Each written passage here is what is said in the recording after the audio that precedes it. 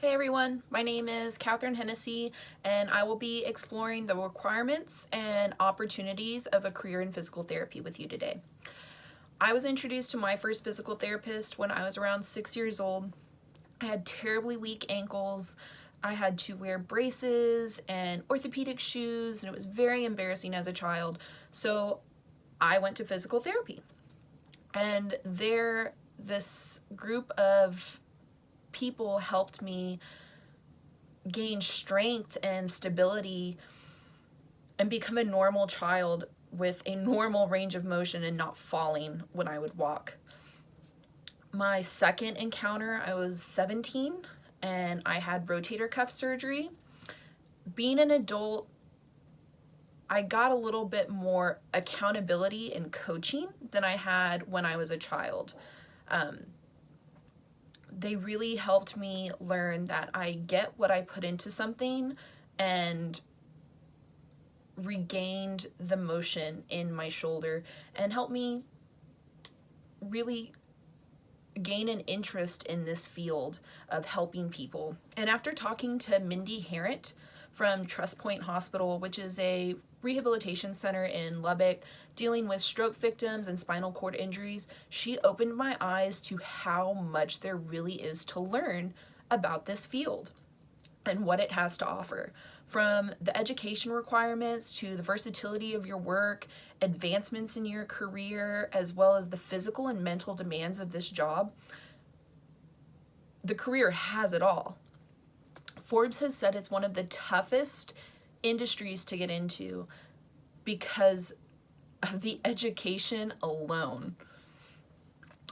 After majoring with your undergrad in some sort of like sports medicine or kinesiology, health sciences, exercise physiology, you then have to apply for your PT program. Your PT program is going to be 3 to 4 years. You have to get your doctorates if you want to get somewhere in this field and want a proper career out of it. After your formal education, you then have to take your National Physical Therapy Examination. This is going to set you back about $425. You have 3 chances to take it in a year. Once you pass it, you are a licensed and certified physical therapist and you can go and find a clinic to work at. Once you get to these clinics, they're going to provide you with CEUs yearly, which is a continuing education unit. And this is how you can get familiar with different disciplinaries within physical therapy because it is such a growing field. The opportunities are endless when diving into this career, and patients have a variety of needs based on their age and ailments, creating a varied and versatile field.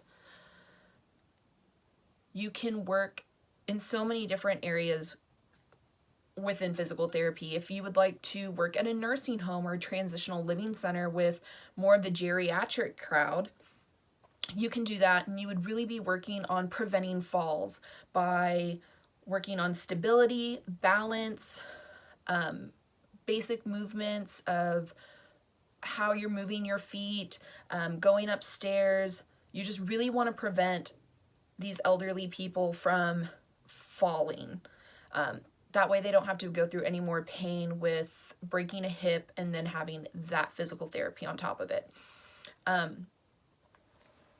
If you like to think outside of the box and you're very patient and you love children, maybe pediatric physical therapy would be for you.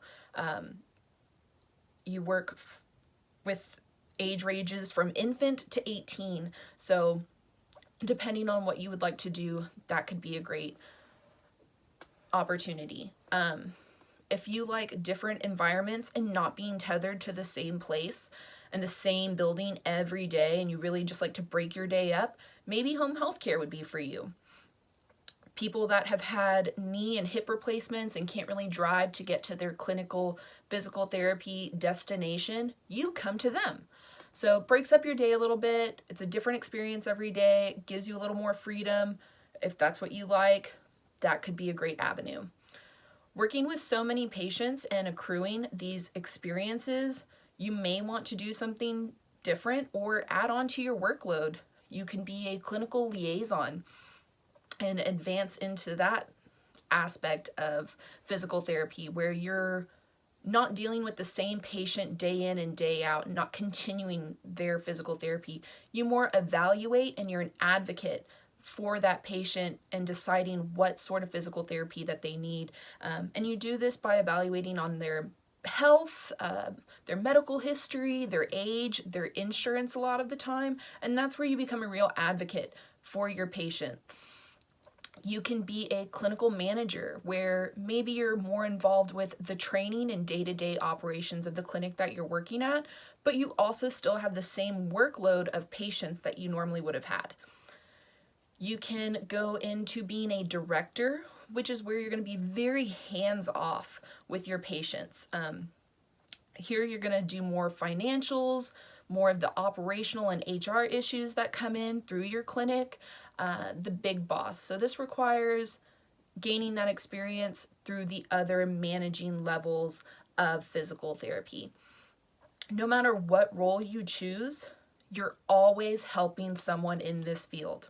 And that can be particularly strenuous, both mentally and physically. Patients come in different shapes and sizes, tall, short, heavy, light. And as a physical therapist, you must be able to help them with their physical manipulations. And you're also on your feet for hours on end. And this requires great physical stamina as well as endurance on your body. So as a physical therapist, you need to have some physical therapy of yourself. Mentally, you have to be mild temperament with a bucket of patience. You are the cheerleader and the coach for these patients repairing their body, and sometimes it might exhaust them and even cause them mild discomfort, which can make them ornery. But you can't let that exhaust you. You have to be the advocate for them. You have to be their coach. The mental perseverance in this job is extremely necessary. I hope after hearing all about this field and why I love it, that you can see that it's not only challenging, but also rewarding as well.